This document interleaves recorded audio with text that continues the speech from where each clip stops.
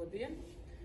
Tā kā mēs esam Nacionālā bibliotekā, tad mēs domājam, par ko tad mēs varētu runāt Nacionālā bibliotekā? Par ko tad citu, ja ne par literatūru?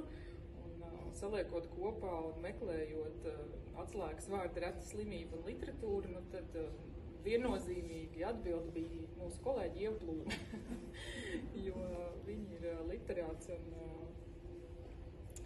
un ir arī viens iesākts darbs, par kuru mēs tad šodien ļoti labprāt arī kolēģi uzzinātu vairāk. Kā kaķis redz pandēmijas laiku vienā ģimenē? Vienā mūsdienu ģimenē. It kā mamma skaidro saimniekam latviešu valodu, saucās iespraudumu. Pēc tam tas saucās tiešā runa un piebildu priekšā, vidū, pakaļā. Mamma saka nobeigumā. Saimnieks, kad mamma nedzird, saka pakaļā. Varbūt viņš domā, ka latviešu valoda ir aizmugurē. 21. februārī vēlāk. Man aizmugurē ir aste. Ja latviešu valoda ir aizmugurē, tad tā kādam ir aste? Nezinu, sarežģīti. Kaut kad vēlāk. Twitter kaķa aptauja. Kas ir latviešu valoda? Pirmais viennozīmīgi aste, jo es tā saku. Otrais, tā ir pakaļā, jo saimnieks tā saka.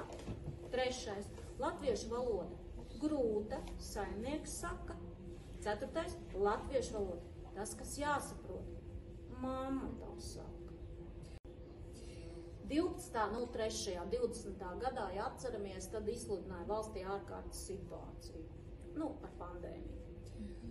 Mums esot ārkārtas situācija. Mammai acīs asars, saimnieks ielien gultā, apsēdas ar segu, nerunā. Nezinu, gaļa no rītiem ir, ūdens un garšīgie pabirs ir, nekas ārkārtējs. 13. martā. Domāju, ka skapis virtuves stūrī varētu pats man iedot gaļas gabaliņus. Tāpēc es to skapis krāpēju. Skapis nedod. Mamma vai saimnieks man var iedot gaļu vai krējumu. 14. martā. Izrādās skapis sauc par leduskapu. 14. vēlāk. Kad skatos leduskapī, man iespiež galvu durvīs. Kā viņi nesaprot, ka es skatos ar degunu? 14. martā 21. Mamma skatās Covid kārtu, mēs esot sarkanajā.